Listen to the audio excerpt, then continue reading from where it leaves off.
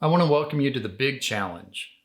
We've done a lot of videos over the years where we talk about things like lack of capacity, undue influence. These are legal grounds for overturning a trust or a trust amendment. But we've never put together a comprehensive course that goes from start to finish, and that's what the big challenge is all about. We're going to walk you through a trust contest lawsuit from beginning to end, so that you can understand what challenges are ahead in your trust or will contest case. When a parent dies and a child learns for the first time that they've been totally disinherited, the effects can be devastating.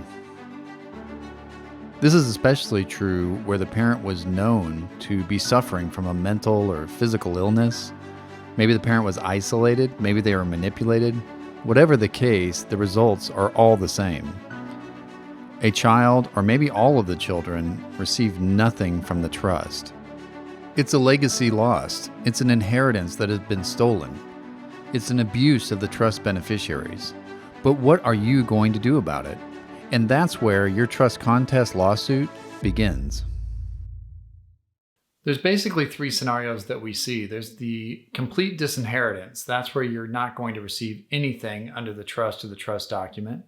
There's the reduced share scenario where your share might have been substantially cut back. Maybe you were going to get an equal half or a third, and now you're getting $5,000, which is effectively being disinherited.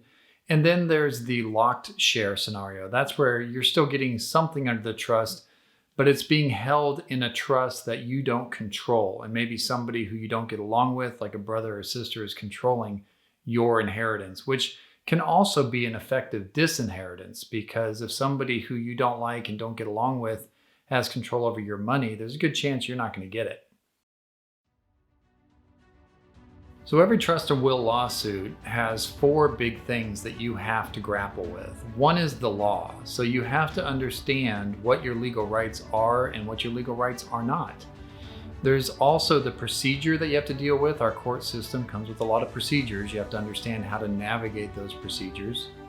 There's gathering evidence. That's not always so easy. Trying to get evidence that isn't just relevant, but that is ultimately going to be admissible in court. And the evidence code sets forth all kinds of rules about what can come into court and what cannot. And so trying to find admissible evidence is a big part of your case. And the fourth important point are people. Your case has to do with a lot of different people. And if you think about it, the reason why the law is not black and white is because really the law is a people business. You have people on the other side, the opposing attorney, the opposing parties. You've got the judge who is a person. You have witnesses that are all people. And you have to be able to navigate all these different people in order to get to a successful resolution of your trust contest case. We also want to give you a big warning right up front. When you are the party who's trying to contest a trust or a trust amendment, you are the one who has the burden of proof. And that's a big deal because the law presumes that any document that is in writing and signed by the decedent, your parent, for example, the law presumes that document is valid. So the people who are in favor of that document don't have to do anything. They just show up with a signed document and say, here you go. And the judge has to presume that that's a valid document.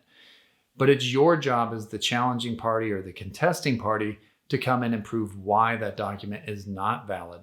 And you have to use a legal ground to do that. So you're not going to overturn a trust or a trust amendment just because you think it's unfair, or because you think your parent never would have done this to you, or because you think that it shouldn't be this way. You have to have a legal ground to overturn a trust amendment. And legal grounds are things like lack of capacity or undue influence. So once you have that legal ground, then you can move forward and try to overturn a trust or a trust amendment. So we want to welcome you to the big challenge, and we hope you enjoy this series of videos about how to contest a trust or a trust amendment. The Big Challenge is presented by Albertson Davidson, LLP. We're ready to handle any big challenge. Albertson Davidson is here to help you fight for your inheritance. Check out aldavlaw.com for hundreds of legal articles and videos to answer all your California trust questions. We'll see you on the next episode of The Big Challenge.